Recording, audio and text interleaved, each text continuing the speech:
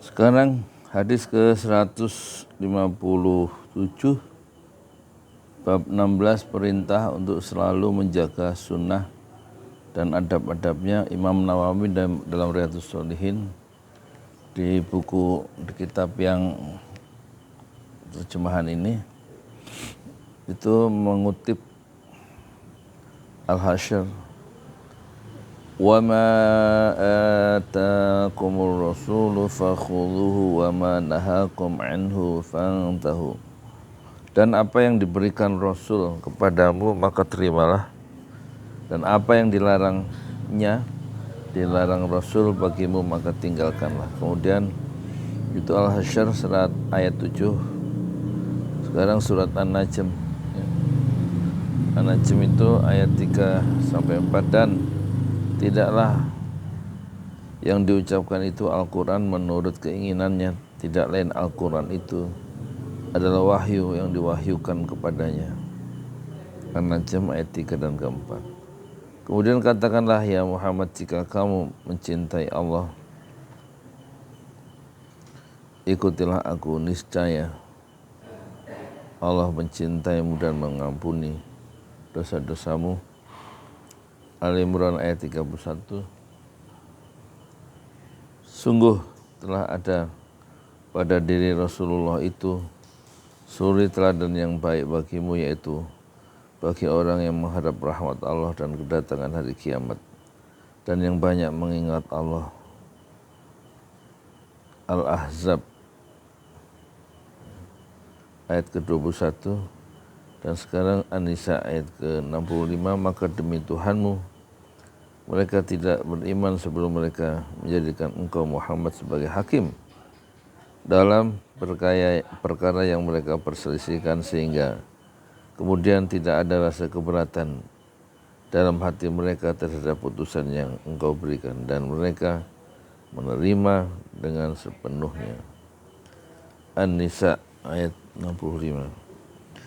Wahai orang-orang yang beriman, taatilah Allah dan taatilah Rasulullah, yaitu Muhammad, dan ulil amri, pemegang kekuasaan di antara kamu. Kemudian jika kamu berbeda pendapat tentang sesuatu, maka kembalikanlah kepada Allah, yaitu Al-Quran dan Rasul atau sunnahnya, jika kamu beriman kepada Allah dan hari kemudian.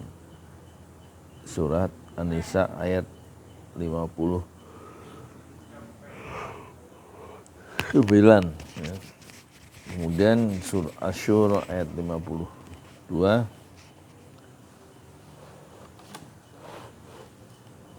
dan 53. Ya. Dan sungguh engkau benar-benar membimbing manusia kepada jalan yang lurus, yaitu jalan Allah. Asy-Syura ayat 52 dan 53. Sekarang surat An-Nur ayat 63.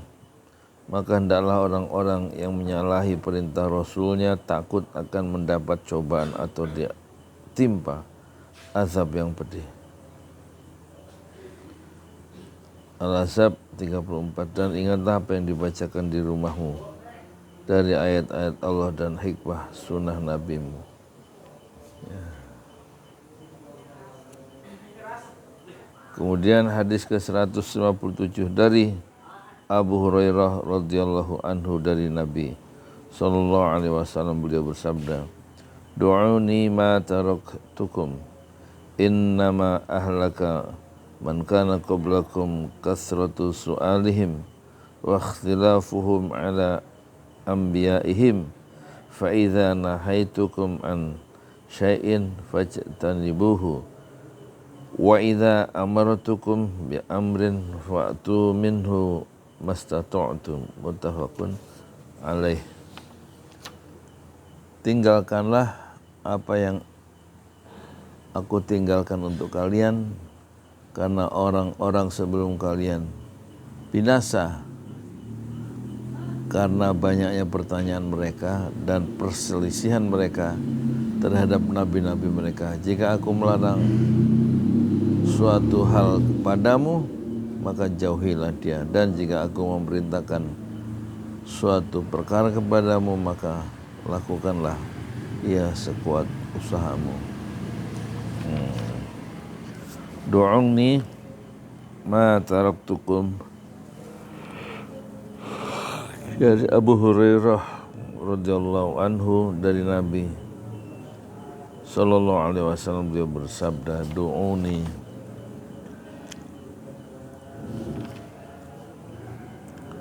ma taraktukum innama ahlaka man kana qablakum kasratu su'alihim wa ikhtilafuhum ala anbiya'ihim fa idza nahaitukum an syai'in fajtanibuhu fa idza amartukum bi amrin fa'tu minhu mastata'tum.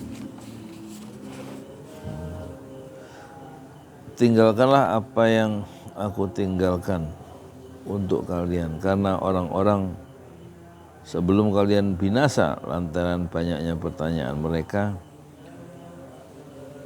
dan perselisihan mereka terhadap nabi-nabi mereka. Jika aku melarang sesuatu hal padamu maka jauhilah, dan jika aku memerintahkan suatu perkara kepadamu maka lakukanlah ia sekuat usahamu. Ya. Hadis ini diriwayatkan oleh Imam Bukhari dalam kitab Berpegang Teguh pada Agama, bab meneladani sunnah Rasulullah SAW, dan diriwayatkan oleh Imam Muslim dalam kitab keutamaan bab menghormati Nabi dan tidak banyak bertanya tentang sesuatu yang tidak penting. Penjelasan kata hadis tadi kan ada ya, di beberapa kata perlu dijelaskan. Du'uni, jauhkanlah saya, maksudnya jauhkanlah saya dari berbagai pertanyaan yang mendetail. Kemudian ada 5 mutiara hadis yang barusan dibaca, itu ada 5. 1, larangan mengajukan pertanyaan yang justru menambah permasalahan, membuka pintu syubhat. Syubhat itu membuka pintu apa? Syubhat ya, keraguan ya.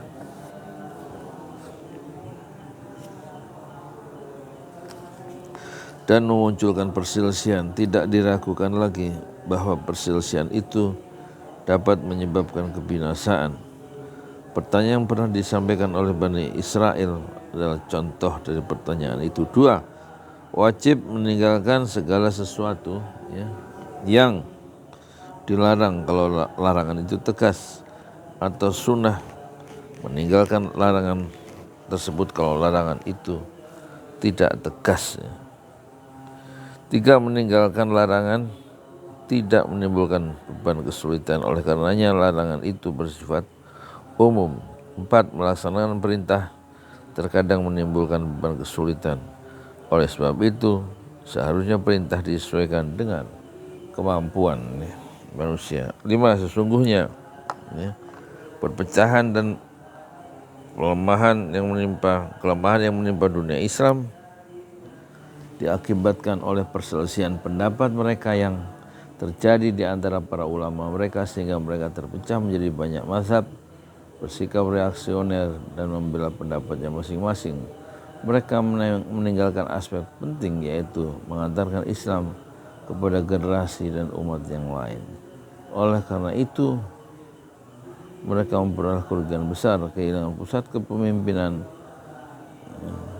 kehilangan persatuan mereka terpecah dan menjadi sasaran empuk musuh-musuh mereka. Mereka meninggalkan aspek terpenting, yaitu meninggalkan Islam. Meninggalkan aspek terpenting, yaitu mengantarkan Islam kepada generasi dan umat yang lain. Ini penting, ini ucapan yang terakhir ini. Kita lupa ya, kita tinggalkan bagaimana kita mengantarkan Islam kepada generasi lain, mengantarkan Islam, menawarkan Islam kepada umat yang lain. Jangan terpecah-pecah, kita lupa ya.